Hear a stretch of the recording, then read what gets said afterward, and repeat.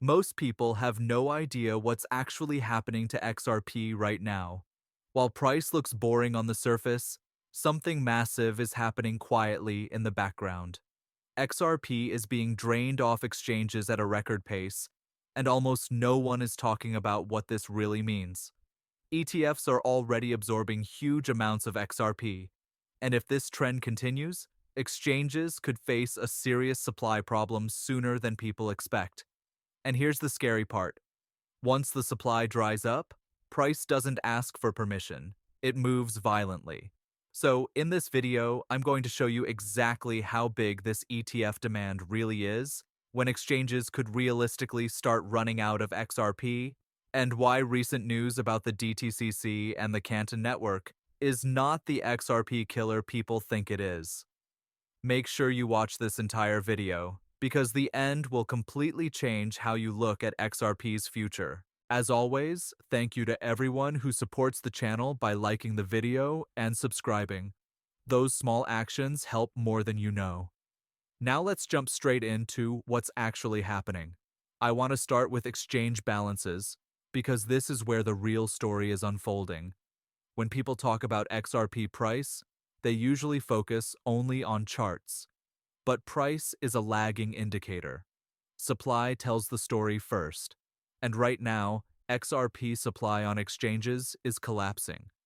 Since the launch of XRP-related ETFs, exchanges have already lost close to 1 billion XRP. Let that sink in for a moment. Nearly 1% of the total XRP supply has been absorbed in just a month or two. That is an enormous number, especially when you consider how early we still are in this ETF cycle. If this pace continues, it is completely realistic that by the end of next year, ETFs alone could be holding around 5% of the circulating XRP supply. And that creates a serious problem for exchanges. There are only two ways an exchange can get XRP. Either the exchange buys it themselves, or users deposit XRP back onto the exchange. Right now, neither of those things is happening at scale. The market is clearly saying that people do not want to sell XRP at current prices. Instead, what we're seeing is aggressive accumulation. Investors are buying XRP from exchanges and immediately removing it to private wallets. This is why exchange balances are falling so fast. This behavior tells us something very important. The market believes XRP is undervalued. People see these prices as a discount, not an exit opportunity. And that's exactly how you end up with a supply squeeze. But here's the key part most people miss. This situation cannot last forever. Eventually, exchanges will not have enough cheap XRP left to sell. When demand stays high and supply dries up, price has only one direction to go. So, how do exchanges get XRP back? There's only one real solution. Price has to go up. As XRP rises, people slowly become more willing to sell. That's how supply returns. But until price reaches levels where holders feel comfortable letting go, XRP stays locked away. And this brings us to one of the strongest aspects of XRP that most investors underestimate. XRP has a fixed maximum supply of 100 billion tokens, and that supply is deflationary. Every transaction burns XRP. That means there is less XRP available over time, not more. Compare that to many other blockchains that continuously inflate their supply. New tokens are minted, rewards are paid out, and dilution never stops. XRP works differently. Its supply slowly shrinks. This creates a long-term problem for exchanges. 5 to 10 years from now, exchanges will almost certainly be holding far less XRP than they do today. That's not speculation. That's basic math. The second major issue for exchanges is retail psychology. Most XRP holders are not here for small moves. Many do not believe XRP's story ends at $5 or even $10. To them, those levels are just early milestones. Because of that belief, sell pressure remains extremely low, even at higher hypothetical prices. Some people will take profits, yes, but a large portion of holders are positioning for what they believe could be life-changing levels if XRP achieves global adoption as a liquidity layer. This is something unique about the XRP community. Whether critics like it or not, XRP holders are some of the most conviction-driven investors in crypto. That matters because social consensus directly impacts supply. If people don't want to sell, supply stays off exchanges. And when supply stays off exchanges, price eventually has to rise to find equilibrium. When you look at the on-chain data, this becomes crystal clear. The number of wallets holding XRP off exchanges is at an all-time high. These are not numbers that can be faked. Blockchain data doesn't care about narratives or opinions. Markets can be manipulated temporarily, but supply cannot be created out of thin air. If there is no XRP available to sell, buyers will bid higher. That's how markets work. Now let's talk about something that has scared a lot of people recently, and that is the DTCC partnership with the Canton Network. As soon as this news dropped, the same old headlines appeared. XRP is finished. This is an XRP killer.